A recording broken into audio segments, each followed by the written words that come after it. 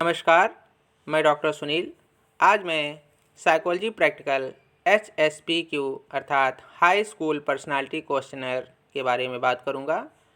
इस high school personality questionnaire को RB cattle ने बनाया है और इन्होंने 2 टेस्ट बनाए हैं इसके लिए। एक 16 PF है, दूसरा 14 PF है। तो मैं आज 14 पर्सनालिटी फैक्टर के बारे में बात करूंगा। इसके साथ ही इसको किस तरीके से एडमिनिस्टर किया जाएगा और इसका theoretical aspect and practical aspect किस तरीके से लिखा जाएगा, इसके बारे में भी बात करेंगे। तो सबसे पहले किस तरीके से एडमिनिस्टर होगा उसके बारे में बात करते हैं। ये देखिए, इसमें हिंदी का बुकलेट है ये, और दूसरा इंग्लिश का बुकलेट है। तो आपका सब्जेक्ट जिस मीडियम का होगा, अगर वो हिंदी मीडियम का है तो आप उसे हिंदी मीडियम का बुकलेट देंगे। अगर वो इंग्लिश मीडियम का है तो आप उसे इंग्लिश मीडियम का बुकलेट देंगे। और आप साथ ही साथ उसको एक रिस्पॉन्स शीट भी देंगे और उसको पूरे इंस्ट्रक्शन देंगे कि वो उस रिस्पॉन्स शीट को ठीक ढंग से भरे। तो आपको ये बताना होगा कि इसमें 142 आइटम्स हैं और 142 आइटम्स के लिए रिस्पॉन्स शीट में भी 142 आइटम है और उन हर आइटम के आगे 3 बॉक्स बने हुए हैं जिसमें कि ABC है। अगर आपको जो भी सही लग रहा है वो आप उसमें फिल कर देंगे। कोई भी आइटम सब्जेक्ट को नहीं छोड़ना है, ये आपको बताना होगा। जितने भी इंस्ट्रक्शन इसमें लिखे गए हैं आप उसको बता दीजिए, एक एग्जाम्पल के रूप में समझा दीजिए, जिससे कि वो ठीक ढंग से फिल करें। फिर उसके बाद ये रिस्पॉन्स शीट है। इस रिस्पॉन्स शीट को जब वो पूरी तरीके से कंप्लीट करके आपको दे देगा तो आपको उसके आगे रॉ स्कोर और स्टेन स्कोर निकालना होगा। वो अभी किस तरीके से निकाला जाएगा हम आगे बताएंगे। ये जो रिस्पॉन्स शीट है इसमें name, age, sex, school and date डाला जाएगा। रॉ स्कोर और स्टेन स्कोर को ठीक से देख लीजिए। ये देखिए, रॉ स्कोर यहाँ पर दिया हुआ है और ये स्टेन स्कोर दिया गया है। तो इस रॉ स्कोर और स्टेन स्कोर को आप किस तरीके से निकालेंगे ये हम आपको बता दें कि रॉ स्कोर निकालने के लिए आपको स्टेंसिल की यूज़ करना पड़ेगा और स्टेन स्कोर निकालने के लिए आपको कन्वर्जन टेबल का यूज़ करना पड़ेगा, जो हम आगे आपको बताएंगे। इसमें देखिए ये स्टार बना हुआ है। इस स्टार की भूमिका क्या होगी ये भी हम आगे आपको बताएंगे कि जब आप स्टेंसिल की से इसमें निकालेंगे तो स्टेंसिल की इसके ऊपर रखा जाता है और उसमें स्टेंसिल की में भी स्टार बना होगा और ये देखा जाएगा कि उसमें जो स्टार है वो स्टार इससे मैच करे। तो देखिए किस तरीके से होता है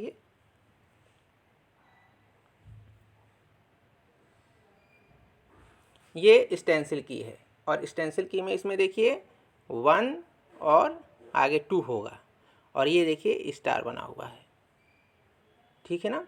तो इस स्टार को आपको उस स्टार पे इस तरीके से रखना है जिससे कि आपका ये रॉ स्कोर निकालना आसान हो जाए, क्योंकि अगर आप इधर उधर रखेंगे तो आपका ठीक ढंग से नहीं आएगा। उसके बाद आपको क्या करना होगा कि जब आप उसके ऊपर रखेंगे तो उसमें नंबर 1 से ACEGIO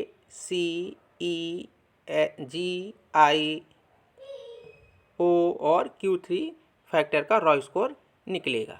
अब मान लीजिए कि आपने जब उस रिस्पॉन्स शीट के ऊपर इसे रखा और ये ब्लॉक भरा हुआ दिखाई दे रहा है, ये दिखाई दे रहा है, ये दिखाई दे रहा है, तो इसके नंबर्स को आप उसमें ऐड करके लिख देंगे। जैसे मान लीजिए यहाँ 2 हो गया, 2 हो गया और ये 2 हो गया, तो A के सामने 6 लिख देंगे।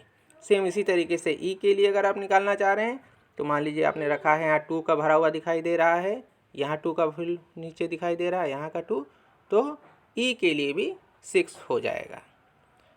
सेम इसी तरीके से फिर 2 के लिए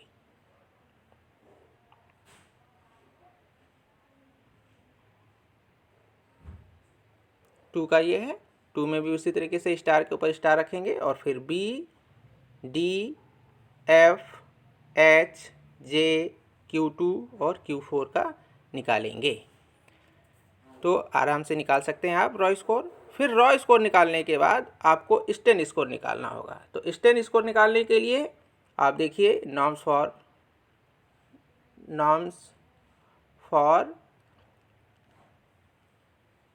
फॉर मेल्स फ्रॉम ए, यानी कि अगर आपका सब्जेक्ट मेल है तो इसको यूज़ किया जाएगा, और अगर आपका सब्जेक्ट फीमेल है तो इसको यूज़ किया जाएगा।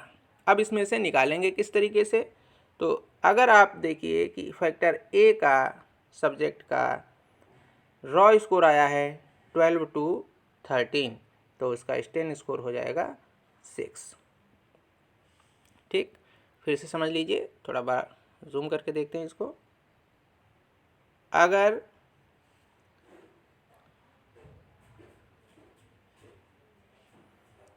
सब्जेक्ट का ए फैक्टर के लिए रॉ स्कोर आया है 8 to 9, तो उसका स्टेन स्कोर होगा 4।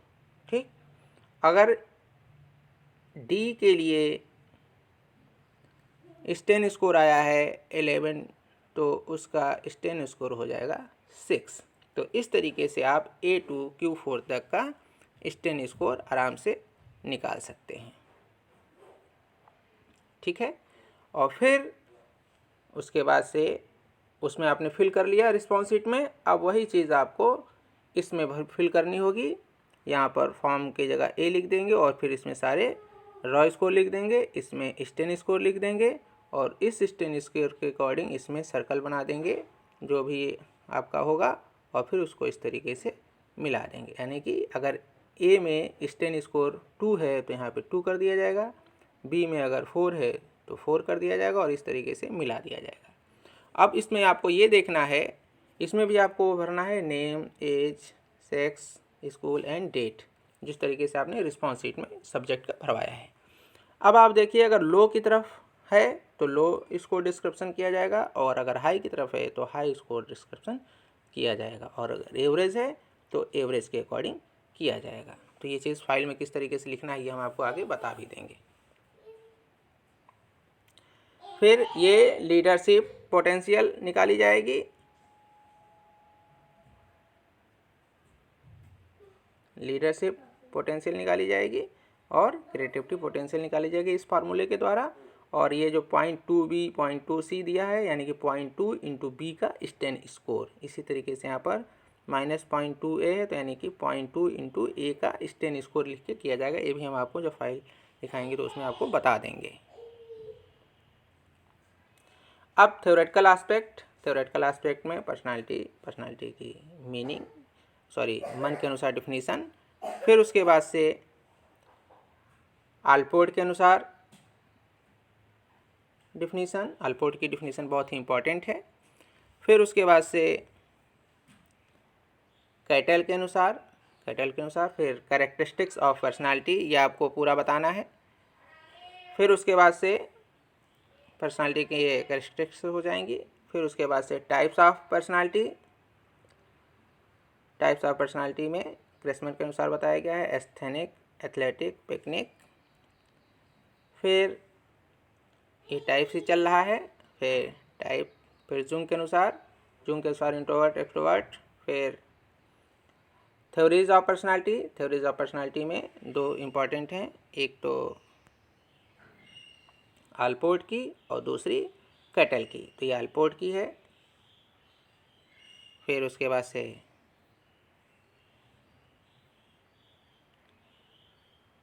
आल्पोर्ट की ही अभी आ रही है। फिर उसके बाद से कैटल की, ये कैटल की हो जाएगी।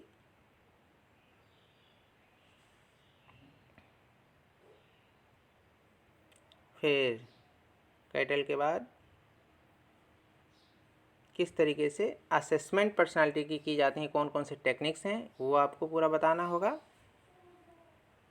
कि projective methods, non projective methods क्या होते हैं, ये सारी चीज़ें आपको बतानी होंगी, और कौन कौन से मेथड्स हैं वो सब कुछ बताना है। तो इसमें देखिए एसोसिएशन टेक्निक दिया गया है, फिर रोसार्क इंक ब्लॉक टेस्ट दिया गया है, फिर थीमेटिक अपरसेप्शन टेस्ट दिया गया है।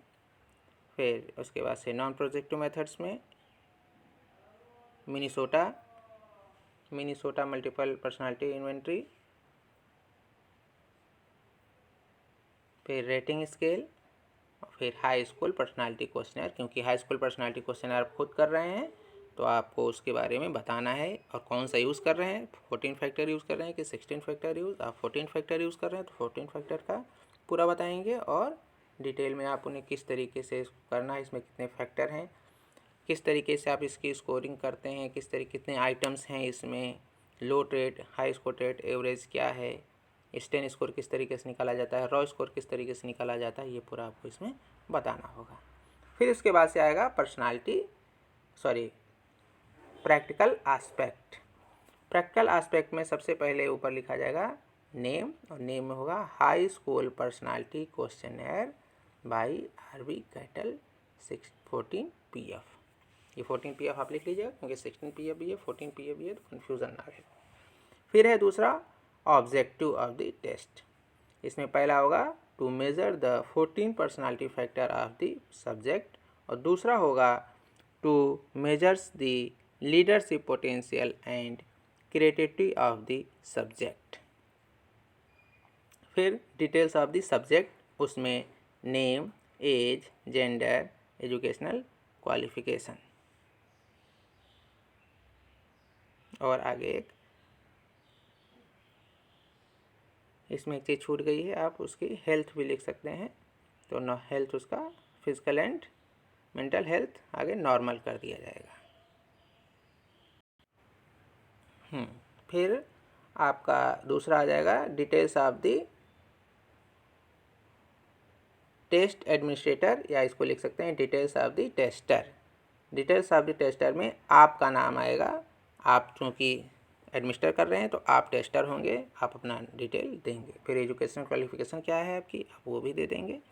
फिर डिटेल्स ऑफ द टेस्ट, किस डेट में किया है, प्लेस क्या है, साइकोलॉजी लैब, टाइम किस टाइम में किया था आपने। फिर मटेरियल रिक्वायर्ड में पर्सनालिटी क्वेश्चनर बुकलेट कर लिख सकते हैं उसको। फिर स्टेंसिल की, test profile seat, response sheet, manual, ठीक। फिर उसके बाद से आएगा प्रिलिमिनरी प्रिपरेशन में या प्रारंभिक तैयारी में आपको जो आप टेस्ट एडमिनिस्टर करने के लिए प्रारंभिक तैयारी करेंगे वो चीज़ आपको इसमें बतानी होगी कि कमरा शांत होगा, प्रकाशयुक्त होगा, लाइट होगी उसमें, और कोई शोर शराबा नहीं होना चाहिए। किस तरीके से आपने सारी तैयारियां कर रखी हैं वो सारी आपको इसमें प्रारंभिक तैयारी में देनी होगी। कोई आसपास शोर शराबा ना हो, बुकलेट पूरी ठीक ढंग से हो, रिस्पॉन्स शीट भी ठीक ढंग से हो, उसमें कोई एरर ना हो, ये सारी चीज़ें आपको प्रारंभिक तैयारी में देखनी है। आपका सब्जेक्ट थका हुआ ना हो, ये भी आपको देखना है, फिजिकली एंड मेंटली पूरी तरीके से फिट हो, ये सारी चीज़। और जो प्रिलिमिनरी सेटअप प्रिपरेशन लिखा जाता है या प्रारंभिक तैयारी लिखी जाती है, पास्ट टेंस में लिखा जाता है क्योंकि आप एडमिनिस्टर करने के बाद इसको लिख रहे हैं। फिर नेक्स्ट है प्रिकॉशन, सावधानियाँ, क्या आपने सावधानियाँ रखी, वो भी सारी चीज़ें रखेंगे। तो नेचुरल सी बात है कि आप उसको इस तरीके से इंस्ट्रक्ट करेंगे कि, और ये इस तरीके से देखेंगे कि वो प्रॉपर ढंग से उसको कंफर्टेबल तरीके से बैठने को मिले, ताकि वो ठीक ढंग से आपका 142 आइटम्स कंप्लीट कर सके ठीक ढंग से।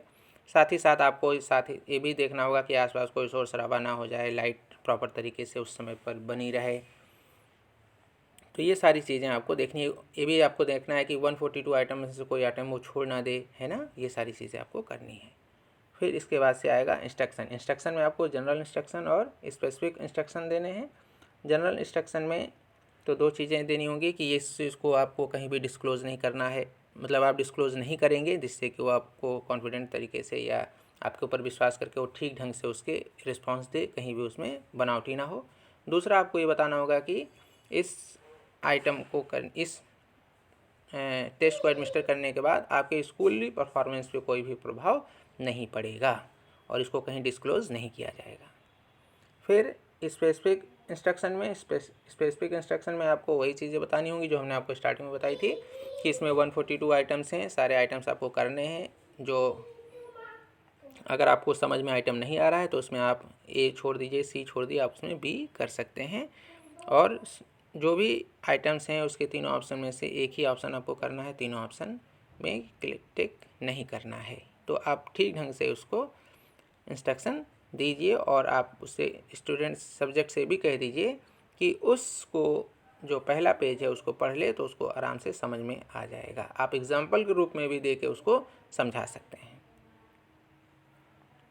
फिर एक्चुअल प्रोसेस या प्रोसीजर, इसमें आपको वो सारी चीज़ें लिखनी हैं जो आपने सब्जेक्ट्स को बुकलेट देने के बाद और टेबल बनाई है तब तक, अर्थात कि किस तरीके से आपने उसके साथ रेपो एस्टेब्लिश करके बुकलेट दे के रिस्पॉन्स शीट दे के आपने उसको समझाया कि इसमें 142 आइटम्स हैं, 142 आइटम्स को आपको करने हैं, कोई भी आइटम छोड़ना नहीं है। एक आइटम के आगे 3 रिस्पॉन्स दिए होंगे, उसमें से कुछ जो आपको समझ में आया आप उस पर टिक कर देंगे।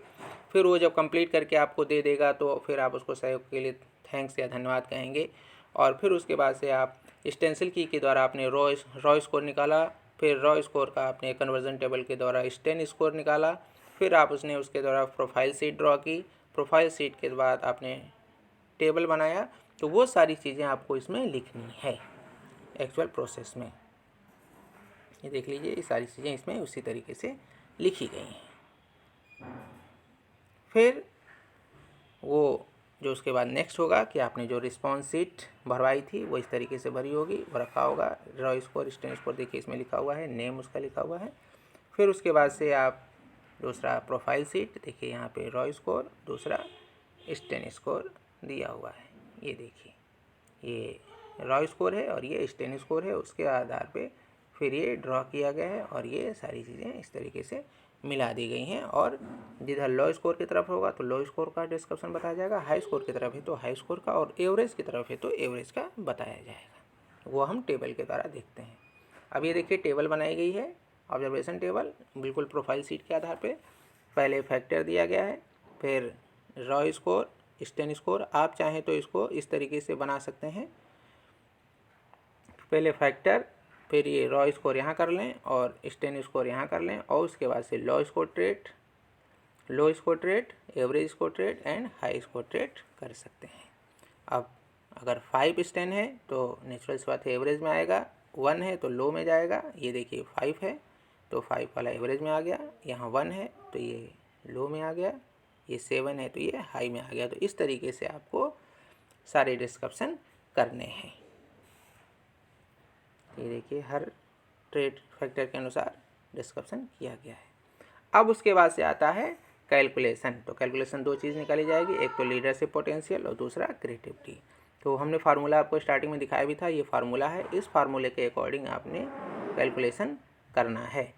0.2 बी है तो 0.2 इंटू बी क्या है, बी का स्टेन स्कोर 1 हो जाएगा। फिर 0.2 इंटू 7 सी का स्टेन स्कोर 7 है, तो इस तरीके से करके निकाल दिया गया और इसका फाइनल आया 4.2 और क्रिएटिविटी आई है 4.9।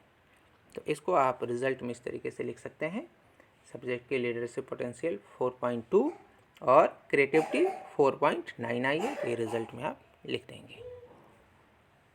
फिर इंटरप्रिटेशन ऑफ रिजल्ट, आपको फैक्टर वाइज रिजल्ट को इंटरप्रेट करना है कि ए फैक्टर में क्या आया, बी फैक्टर में क्या आया, सी में क्या आया, डी में क्या आया।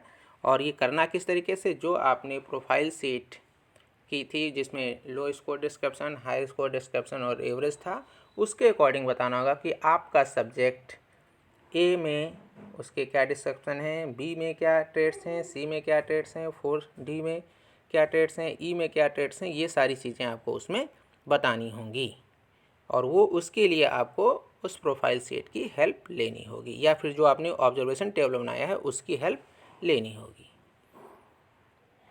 फिर उसी तरीके से FGHIJO Q2 Q3 Q4 का भी बताना होगा।